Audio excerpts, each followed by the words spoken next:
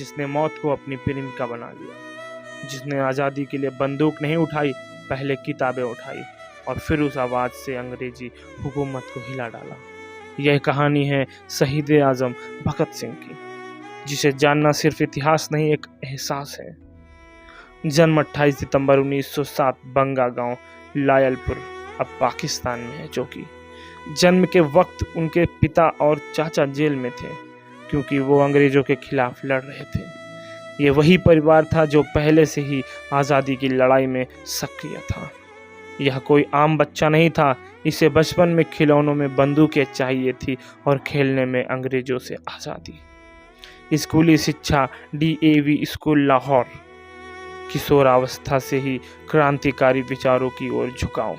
जलियांवाला बाग हत्याकांड ने उन्हें झकझोर कर रख दिया। 12 साल की उम्र में ही जलियांवाला बाग पहुंच गए थे और खून से सनी मिट्टी को बोतल में भरकर ले आए थे। इस देश की मिट्टी में कुछ खास है, तभी तो हर बेटा भगत सिंह बनना चाहता है।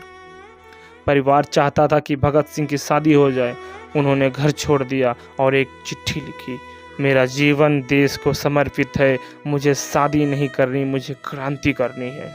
भगत सिंह जुड़े हिंदुस्तान सोशलिस्ट रिपब्लिकन एसोसिएशन से। क्रांति उनके लिए हिंसा नहीं, समाज परिवर्तन का माध्यम थी। वो समाजवाद और समानता के विचारों के पक्षधर थे। उन्होंने क्रांति की आवाज़ जैसे लेख लिखे, किताबों की दीवाने थे। मार्क्स, लेनिन, भगवत गीता सब पढ़ते थे।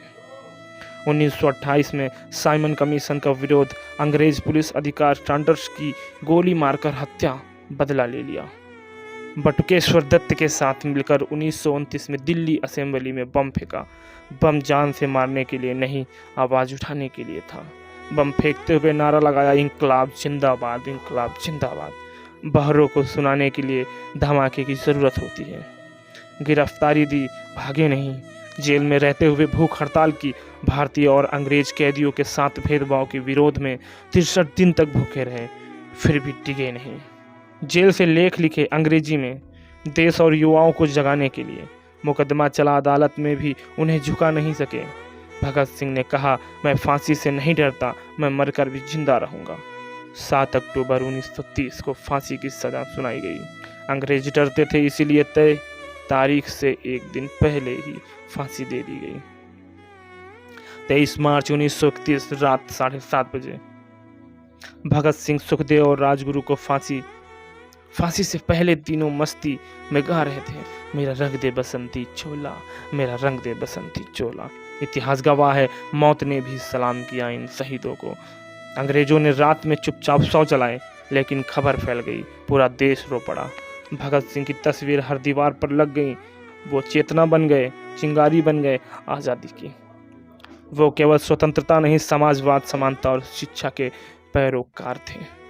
उनका सपना था एक ऐसा भारत जहां कोई भूखा ना सोए, जहां सब बराबर हों। आज भी उनकी सोच हमारे लिए प्रेरणा है। भगत सिंह मरकर भी जिंदा है, क्योंकि वो विचार बन चुके हैं। हर नौजवान के दिल में इंकलाब जिंदाबाद की गूंज है, और जब भी देश को ज़रूरत होगी, कोई ना कोई भगत सिंह फिर जन्म लेगा, कोई ना कोई भगत सिंह फिर जन्म लेगा।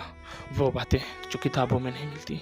दोस्तों, जैसा कि आपको पता है कि भगत सिंह, राजगुरु, सुखदेव, चंद्रशेखर आज़ाद और न जाने कितने नेता, न जाने कितने लोग अपनी जान को गंवा बैठे सिर्फ हमारे देश को आज़ादी दिलाने के लिए, हमें स्वतंत्रता से रहने के लिए। दोस्तों, अगर आपके दिल में सबके लिए प्रेम है, हमारे देश के लिए प्रेम है, तो एक बार कमेंट बॉक्स में जय हिंद, जय भारत जरूर लिखें और उन शहीदों का नाम जरूर लिखें।